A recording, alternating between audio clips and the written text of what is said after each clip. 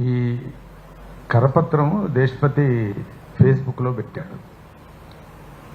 కింద కామెంట్స్ చూశాను. కామెంట్స్ చూసినప్పుడు కేసీఆర్ బ్యాచ్ మళ్ళా ఏదో కూడుతున్నది, ఏదో గ్యాదర్ అవుతున్నది అని ఉంది కామెంట్. అంటే ఎక్కడ దెబ్బ కొడతారంటే కల్చరల్గా మనం మాట్లాడగానే దెబ్బ కొడుతున్నారు. ఎక్కడ దెబ్బ కొడుతున్నారు అని అంటే మన ఇగో మీద దెబ్బ కొడుతున్నారు. కేసీఆర్ బ్యాచ్ అనే ఒక ముద్ర వేసి కొందరిని మాట్లాడకుండా ఉంచడం, కొందరిని కోటి రూపాయలు ఇంకేదో ఆకర్షణలు పెట్టి కొందరిని మాట్లాడకుండా ఉంచడం,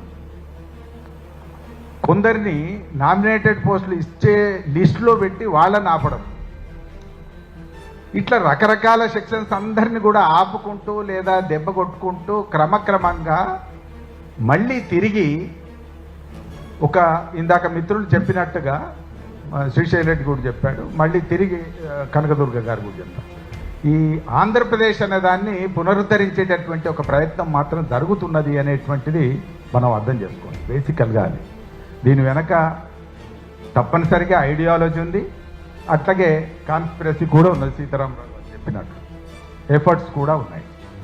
దానికి సాక్ష్యం ఇంకొకటి నాకు ఏమనిపించిందంటే, తెలంగాణ జాగీర్ కాదని రాసిన వ్యాసంలో రాధాకృష్ణ కొత్త పలుకులో ఇప్పుడిప్పుడే తెలంగాణ ఆంధ్ర అనే భావన మర్చిపోయి అందరూ ఆనందంగా ఉన్న వేళ అని రాశాడు ఒక వాక్యం. అంటే తెలంగాణ ఆంధ్ర అనే భావన మర్చిపోతే ఆనందంగా ఉంటారు. ఎవరుంటారు అంటే రాధాకృష్ణ ఉంటాడు. ఎవరుంటారు అంటే చంద్రబాబు ఉంటాడు. ఎవరుంటారంటే చంద్రబాబు డబ్బులు పంపిస్తే గెలిచినటువంటి రేవంత్ రెడ్డి ఉంటాడు.